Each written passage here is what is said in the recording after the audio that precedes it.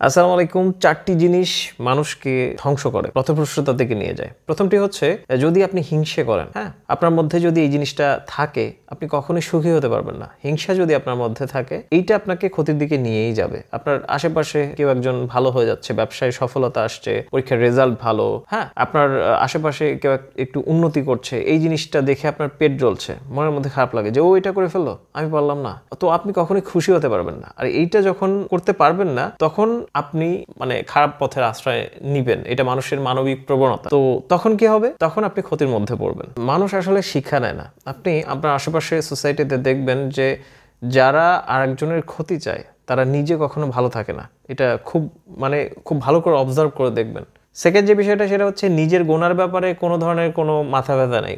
অন্যজন কি করছে সেই বিষয়টা নিয়ে সেই বিষয়টাকে অতিচর্চিত করে মানুষের সামনে প্রেজেন্ট করা, এই জিনিসটা কিন্তু ঠিক না। আসলে এই জিনিসটা সৃষ্টিকর্তা খুবই অপছন্দ করেন এবং এইগুলা যখনই আপনি করছেন তখন পরনিন্দা, পরচর্চা, গীবত করা, এই জিনিসগুলো চলে আসবে। থার্ড যে বিষয়টা সেটা হচ্ছে নিজের আমলগুলোকে, আপনি যে কাজগুলো করছেন এগুলোকে অনেক বড় মনে করা।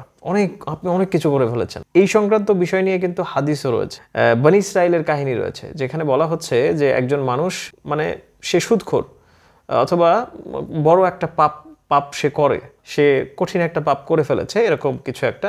সে মহান সৃষ্টিকর্তার কাছে, আল্লাহ রাব্বুল আলামিনের কাছে বলছেন যে হে আল্লাহ, আমি পাপ করেছি, আমার তুমি ক্ষমা যদি না করো তাহলে আমার আর কিছুই করার নাই। মহান সৃষ্টিকর্তা, তুমি আমাকে ক্ষমা করো। খুবই কি বলবো, আবেগ নিয়ে মহান সৃষ্টিকর্তাকে ডাকছেন যে আপনি আমাকে ক্ষমা করে দেন। আর আরেকজন ব্যক্তি, সে নামাজ পড়ে এবং ধর্মীয় যে কাজগুলো রয়েছে ম্যাক্সিমামই সে করার চেষ্টা করে। এখন অনেকে হয়তো বলতে পারবেন যে ভাইয়া, বনী ইসরাইলে আবার নামাজ ছিল নাকি? হ্যাঁ, প্রত্যেক যুগেই নামাজ ছিল। নামাজ প্রাচীন ইবাদত, তো ওই তর্কে আমি যাব না। তো সে নামাজ পড়তো, সে রোজা, সাম টাউম, সে সব ধরনের জিনিসগুলো করার চেষ্টা করতো এবং মহান রাব্বুল আলামিনের কাছে যখন দোয়া করছেন, সে বলছেন যে হে আল্লাহ, আমি নামাজ পড়ি, আমি রোজা করি, আমি আমার যে মোট যে ইনকাম তার একটা অংশ আমি গরিবদের দান করি, সুতরাং আমাকে ক্ষমা করো।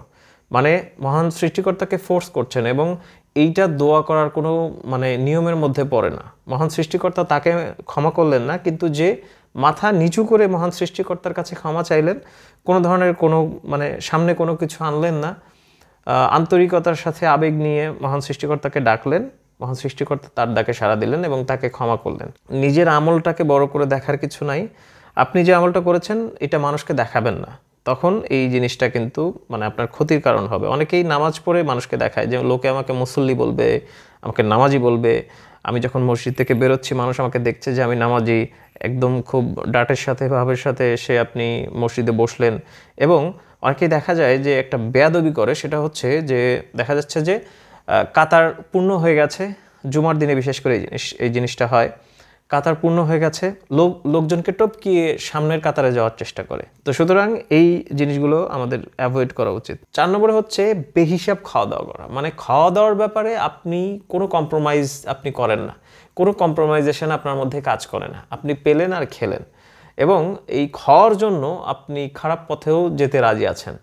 যখন আপনি খেতে যাচ্ছেন, আমি ওইটা খাবো, আপনার শখটা পূরণই হচ্ছে না। অন্যায় পথে টাকা রোজগার করছেন এবং সেই টাকা দিয়ে আপনি গলা পর্যন্ত খাচ্ছেন।